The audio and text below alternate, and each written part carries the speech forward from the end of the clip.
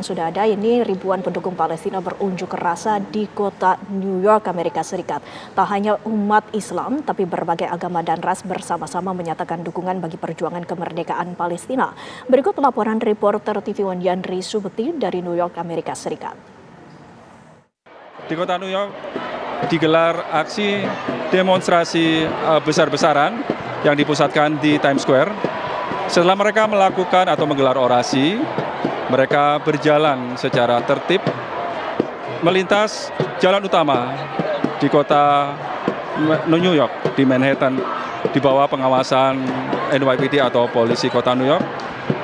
Mereka meneriakkan yel-yel dan juga membawa poster mendukung perjuangan rakyat Palestina dan mengecam akan tindakan atau perlakuan Israel terhadap rakyat Palestina. Ribuan pendukung Palestina turun ke jalan di New York, Amerika Serikat. Mereka meneriakan yel-yel mendukung perjuangan rakyat Palestina dan mengenakan kain kafiyeh lambang perjuangan Palestina. Tak hanya Islam, tapi dari berbagai agama dan ras juga terdapat sekelompok warga Yahudi yang memprotes Israel karena menjajah Palestina.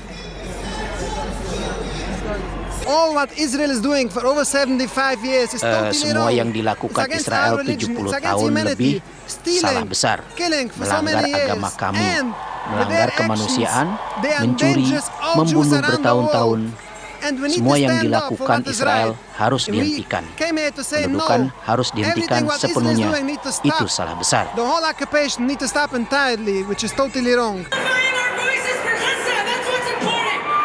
Para pengunjuk rasa beramai-ramai melintasi ruas jalan utama di kota New York, termasuk Second Avenue yang tidak jauh dari kompleks PBB.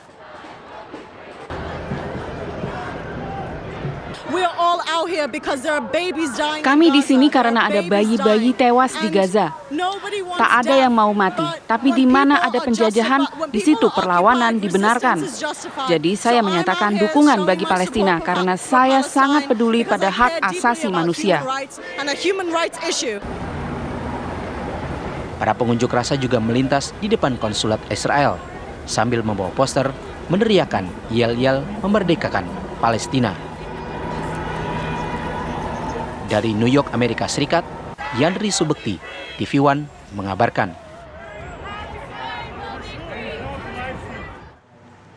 Kita langsung menuju New York, Amerika Serikat bersama Yandri Subekti. Yandri, unjuk rasa mengecam Israel terjadi di Amerika Serikat ini sungguh unik. Apakah artinya rakyat Amerika tidak lagi mendukung Israel? Yandri.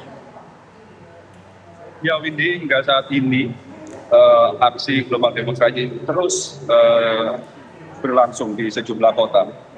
Aksi solidaritas akan peristiwa ataupun konflik yang terjadi yang semakin meningkat, terutama timbulnya banyaknya korban jiwa rakyat sipil dan anak-anak yang masyarakat warga Amerika Serikat yang saat ini bisa langsung mereka peroleh informasi dari media sosial karena dari pengamatan saya saat ini, sebagian besar media mainstream di Amerika Serikat tidak seberapa mengangkat akan ataupun lebih memilih angle untuk memberitakan akan penculikan dan penyerangan Hamas pada sekitar 9-10 hari yang lalu.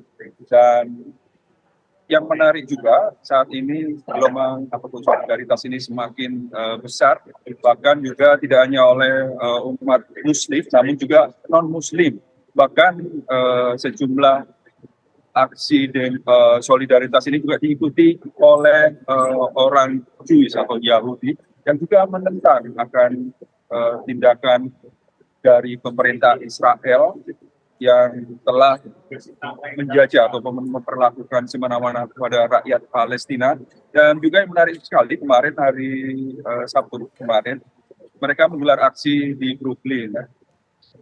Ratusan orang, juga sebagian besar adalah kelompok Yahudi tersebut, bersama-sama menuju ke rumah seorang salah satu ataupun pemimpin mayoritas Senat dari Demokrat. Perlu diketahui saat ini pemerintah Amerika Serikat pemimpin kota New York, wali kota New York, gubernur kota New York, dan sejumlah kepala daerah di Amerika Serikat ini langsung mendukung akan langkah Israel, dan mereka mengecam dan menganggap bahwa tindakan yang dilakukan oleh Hamas tersebut tidak bisa ditolerir, dan warga ataupun warga Amerika Serikat sepenuhnya 100% mendukung Israel. Namun demikian, para aksi demonstran atau solidaritas ini ingin menunjukkan bahwa rakyat Amerika Serikat tidak seluruhnya mendukung apa yang telah dilakukan oleh pemerintah Amerika Serikat, termasuk juga di kota New York yang mayoritas banyak sekali warga Israel yang tinggal di sini dan memiliki mempunyai lobby yang sangat kuat dan mempengaruhi akan kebijakan dari pemerintah Amerika Serikat. Dan saat ini beberapa waktu terakhir ini di kalangan Partai Demokrat pun sudah mulai terpecah untuk menyoroti akan langkah pemerintah Amerika Serikat, dan bahkan dalam aksi solidaritas tersebut berharap ataupun mereka ingin teks ataupun pajak yang mereka bayarkan tidak digunakan untuk mensupport Israel untuk melakukan serangan ataupun langkah balasan yang dilakukan oleh Hamas, dan berharap agar konflik yang semakin memanas yang saat ini menimbulkan korban jiwa di rakyat sipil maupun anak-anak ini untuk segera bisa ditangani dengan tidak melakukan aksi kekerasan atau penyerbuan seperti yang dilakukan oleh tentara Israel saat ini.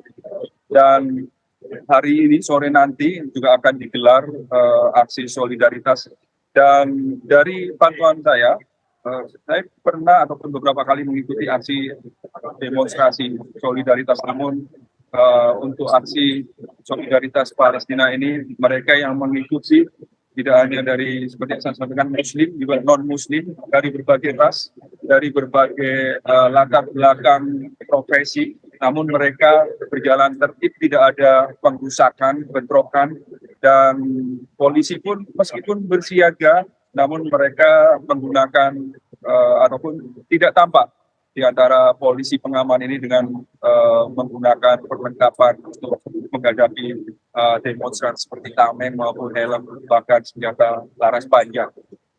Windy. Baik, terima kasih Yandri Subekti atas laporan Anda langsung dari New York, Amerika Serikat. Dan pemirsa, kami kembali melanjutkan dialog bersama Smith Al-Hadar.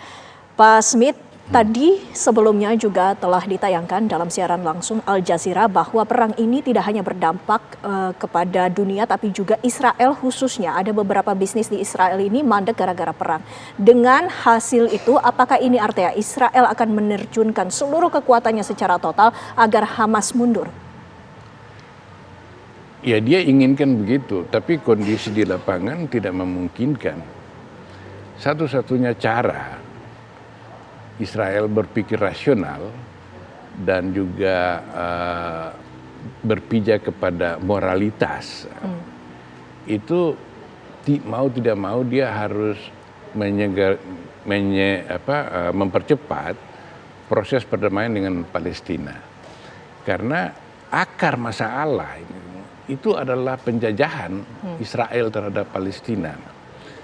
Nah, kita sangat menyayangkan bahwa proses perdamaian Israel-Palestina itu belum terwujud sampai sekarang ini karena Amerika Serikat dan Uni Eropa maksudnya itu membajakan Israel.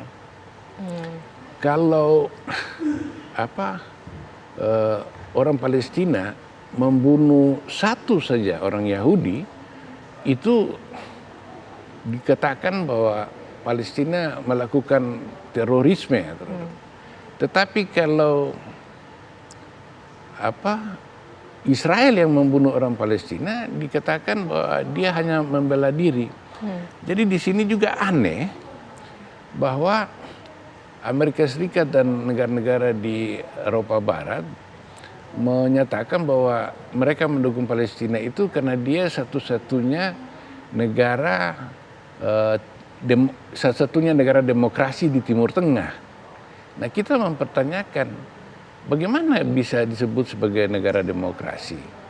Israel itu mengangkangi orang Palestina itu selama 75 tahun terakhir. Dan ingat bahwa tahun 48 ketika Israel dimerdekakan, itu tokoh-tokoh teroris Israel seperti Menachem Begin, Ariel Sharon, Yitzhak Rabin, Yitzhak Shamir, mereka ini di kemudian hari menjadi menjadi pemimpin Israel, Perdana Menteri Israel. Namun pada tahun 98 itu ada sekitar 500 desa dan kota besar maupun kota kecil di Palestina itu terusir, dibunuh oleh tokoh-tokoh ini dengan ini. Dan itulah yang kemudian menciptakan pengungsi yang sangat besar di jalur Gaza, di tepi barat, Yordania, Suriah dan Lebanon. Nah, jumlah pengungsi ini secara keseluruhan sekarang ini sekitar 5,9 juta karena mereka beranak pinak. Itu tahun 48 itu Israel mengusir sekitar 760.000 orang Palestina dari situ. Lalu negara demokrasi mana? Apa yang bisa dijudge gitu, dikatakan bahwa diklaim bahwa Israel ini negara paling demokrasi di Timur Tengah. Sementara juga harus diingat bahwa memang ada 800.000 orang Arab yang menjadi warga negara Israel. Nah, tetapi yang 800, walaupun mereka itu warga negara Israel, tetapi mereka juga didiskriminasi. Misalnya akses pendidikannya. Ada fakultas-fakultas tertentu di Israel yang tidak boleh dimasuki oleh orang Arab, walaupun mereka warga negara Israel. Juga mereka tidak berhak memiliki tanah. Baik, berarti kesenjangan itu ada ya di Israel, Pak. Pak Smith, mohon maaf ditahan dulu. Kita harus jeda sejenak. Usai jeda kami lanjutkan dialog bersama Pak Smith. Tetaplah bersama kami di Breaking News TV One, pemirsa.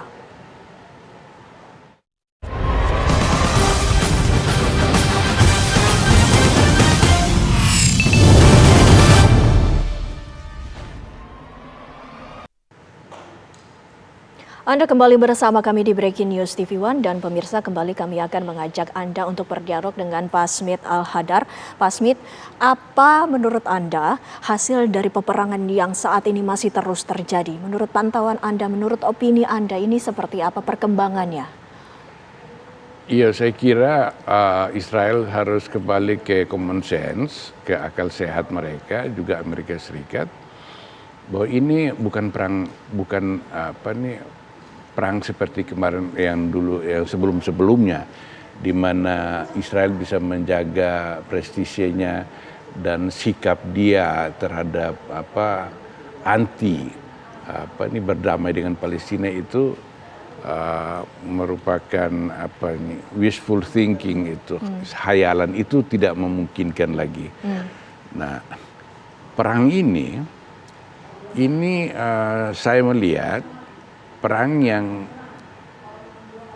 secara militer Hamas pasti kalah karena dia bukan saingannya Israel. Israel itu alutsistanya, alat utama sistem persenjataan itu hanya kalah dari Amerika Serikat. Dia punya segalanya ini. Sementara Palestina ini satu milisi dengan buatan rudal ala Qadar yang mereka punyai, dan mereka ini orang yang terjajah gitu. Nah, sebenarnya kalau Amerika Serikat dan sekutunya berpegang kepada konvensi PBB,